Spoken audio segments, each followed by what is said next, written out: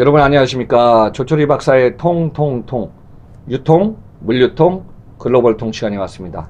자, 오늘은 제가 앞으로 우리나라가 글로벌 시장으로 도약할 때 다양한 분야에서 어떻게 해야 되나 제가 키워드를 한번 정리해서 여러분들한테 제시하겠습니다. 자, 소비자, 제조업, 유통, 마케팅, 물류, 또 글로벌로 갈 수 있는 방향성에 대해서 제가 키워드로 간략하게 제시해 보겠습니다. 자, 소비자는요, 전 시간에도 설명드렸지만은 개성시대에서 이제 나만의 가치를 추구하는 시대가 됐습니다. 그걸 갖다 키워드를 우리는 요로라 그러죠.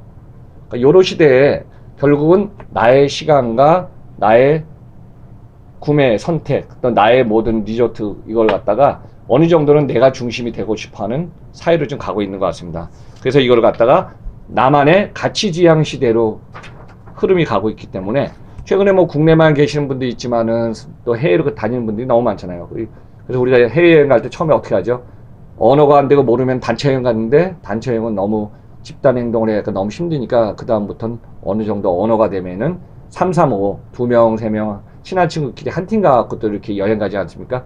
그래서 우리의 요로 시대이기 때문에 나의 가치, 여행, 비즈니스, 그 다음에 취미 이걸 통해 갖고 자꾸 컨셉별로 지금 많이 움직이고 있습니다. 자, 두 번째 제조업의 입장입니다.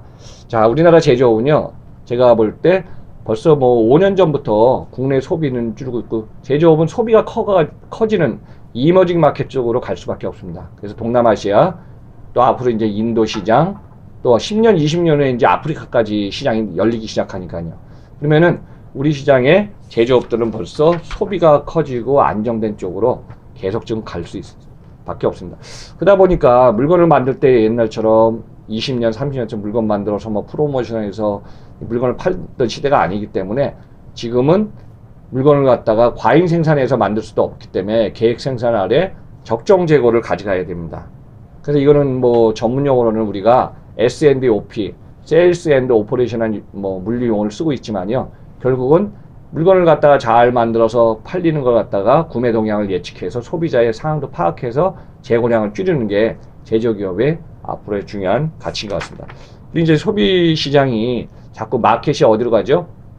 즐겁고 새로운 걸 만들어내는 시장 쪽으로 가다 보니까 우리는 지금 앞으로 국내 제조업 나가면은 기업 입장에서는 중요한 게 이겁니다.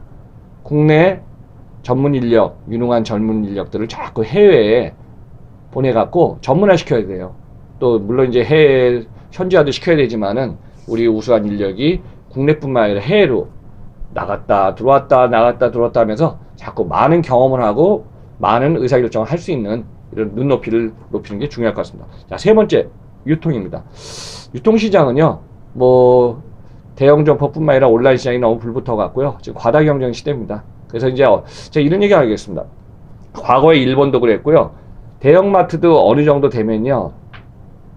대형 점포가 거점 정리 때문에 점포가 생기는 점포가 아니라 뭐 어느 상권을 분석으로 이제 점포들이 대형점이 생기는데 어느 시점에서는요. 점포가 하나, 둘씩 과밀 점포에서 없어지기 시작합니다. 대표적으로 가장 심한 게 편의점이었습니다. 우리나라 지금 좀 저도 편의점이 너무 많지 않나 걱정을 하고 있는데 편의점은 어때요? 출점했다 폐점하는 점포들이 계속 많이 생깁니다. 그래서 앞으로 우리 시장 점포 과다 경쟁 시대의 결국 유통은 다품종 소량 가면 갈수록 또 상품을 압축해야 됩니다. 제가 작년 재작년부터 이런 강연할 때 이런 얘기를 했습니다. 상품을 압축하고 재고를 압축하고 소비자들을 갖다가 타겟을 압축하지 않으면요 결국은 불필요한 비용 고정비가 너무 많이 들어갑니다. 그래서 이 시대에 다양한 유통 채널을 확대하면서 상품 압축이 중요해집니다. 그러다 보니까 이제 다양한 채널은요 여러분들 구매자 입장에서는 어떻습니까? 우리 뭐 O2O나 O4O나 이런 얘기 하지만은 융합시대에 결국은 구매를 할 때 보면은 한쪽만 선택해서 구매를 안 하거든요. 다양한 매체를 통해서 다양한 선택, 가격이냐, 비용이냐, 품질이냐, 나의 뭐 대표적인 말 두 가지지 않을까? 가격과 성능을 중시했던 가성비, 또 가격과 품질을 중시했던 가품비입니다. 그러니까 마음이니까 가심비라는 게 있죠. 그래서 이제 결국은 소비자의 선택은 일로 갈 것이냐 절로 갈 것이냐 다양한 선택폭이 있다 보니까 유통기업은 채널 확대가 너무 중요합니다. 자, 그 다음에 네 번째는 마케팅입니다.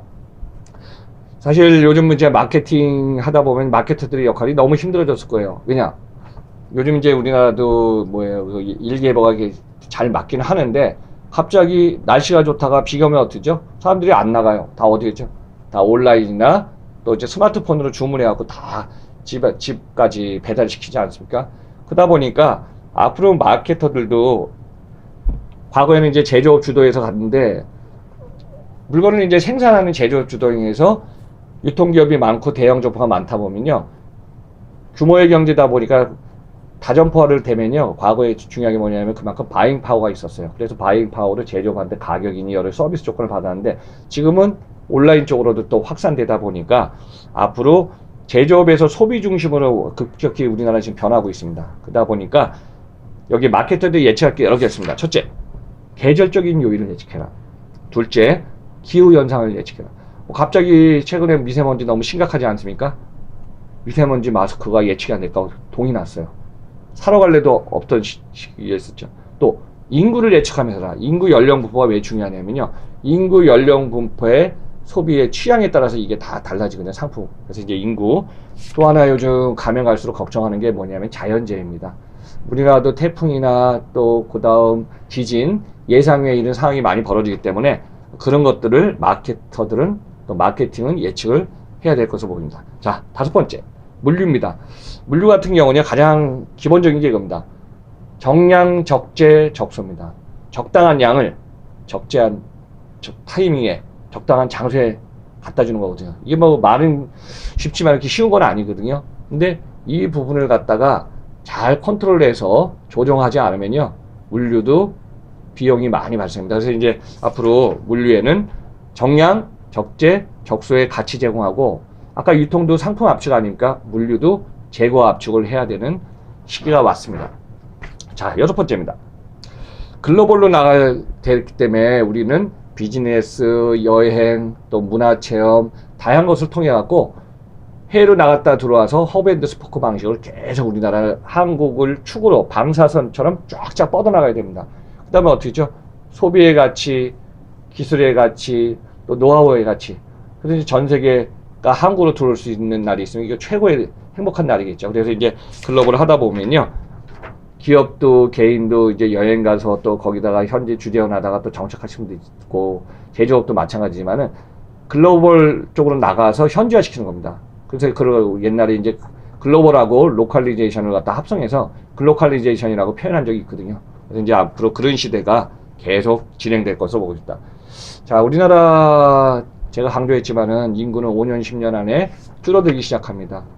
또 가면 갈수록 1인 가족 사회가 되고 있습니다. 그러다 보면은 요즘 뭐 유통 매장에 가도 옛날엔 용기가 이만한 게 있지 않았습니까? 최근엔 용기 패키지가 작아졌어요. 심지어는 우리가 쇼핑을 해갖고 물건 살 때 보면요. 옛날 과일 따로따로 샀잖아요. 몇 년 전부터 과일도 잘라서 또 한 곳에 그냥 완전히 맞춤형으로. 그냥 소비자들의 어떤 구매 패턴이나 행동이 다 데이터가 되니까 그렇게 만들어서 물건을 좀 하고 있습니다. 그래서 이제 그 부분하고요. 저는 좀 앞으로 걱정되는 게 뭐냐면은 최근에 이제 1년, 2년 사이에 기업들이 고정비가 너무 많이 들어갔습니다. 그래서 이 인건비 포함해서 이 고정비를 중소기업이 되든 중소영소의 상공업자가 되든 또 대기업도 그렇고 앞으로 경쟁력의 또 고정비 문제 그 문제를 갖다가 어떻게 풀어내고 어떻게 혁신하냐가 너무 중요한 과제입니다. 그리고 의료복지 문제입니다. 참 이 의료복지 같은 경우 우리 생명하고도 연결되어 있거든요. 그래서 의료복지를 갖다가 모든 비용을 갖다 다 무상으로 다 해줄 수는 없지만은 건강관리를 유지할 수 있는 그걸 갖다가 계몽하고 지속하고 그걸 갖다 만들어갈 수 있는 어떤 사회구조 시스템이 선진국이 하는 것처럼 그것도 좀 가야 될 것으로 보고 있습니다. 그래서 이제 시간이 지나면 지날수록 우리가 지금 보면은 우리나라도 이제 중진국까지 왔으니까 선진국으로 달려가야 되거든요. 앞으로 여기에 다양한 뭐 환경 문제, 미세먼지, 황사 문제, 공해 문제, 심지어는 차량이 많이 이동하다 보면요. 저탄소 배출이라는 게 있습니다. 결국 환경 문제를 갖다 전 세계적으로 이제 줄이자 해갖고 우리나라 2020년 벌써 내년이네요. 내년을 향해서 우리나라도 지금 계속 줄여나가는 상황에 있습니다. 그래서 전 세계 지구는요.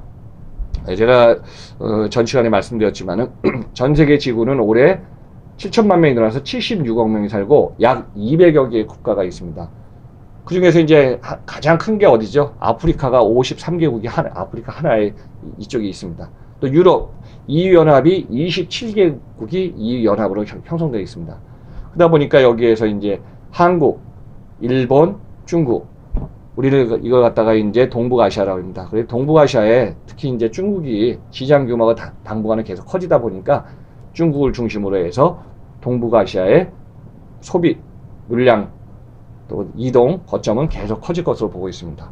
그래서 향후 우리나라 한국에만 안주하지 말고 해외로 나갔다가 들어왔다 하는 허브 앤드 스포크 너무 중요합니다. 자, 오늘은 여기까지 하고요. 여러분들 잘 들으셨으면은 구독, 좋아요 버튼 있죠? 그 꾹꾹 누르시고 저에 대해서 이렇게 지금 이런 컨텐츠를 더 해줬으면 좋겠다 하는 거 있으면요. 여러분들 댓글 써주시면 제가 시간 되는 범위 내에서 좋은 내용으로 여러분들한테 보답하겠습니다. 감사합니다.